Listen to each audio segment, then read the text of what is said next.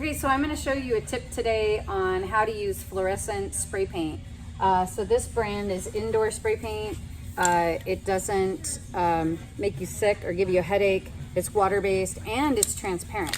So I'm going to start with fluorescent fuchsia pink. And for me, I don't like to leave this layer showing exactly. I paint over it, but I like to have this bright underpainting so when I glaze with oil over top, it's really luminescent.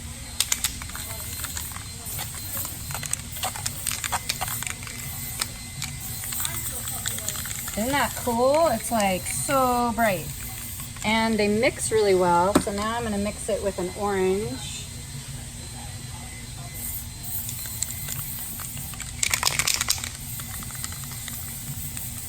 And you can get like kind of a feel of a sunset or something.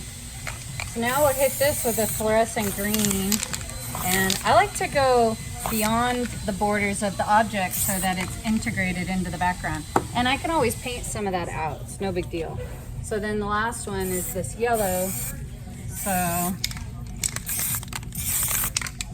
And I kind of overdo it on the spray paint so that, oh, I forgot blue. So that later I can tone it down with oil paint. So I always think you can get a bright painting toned down to a tasteful level, but it's hard to get a drab, boring, muddy painting upright again. So I like to go from bright to tasteful versus the other way.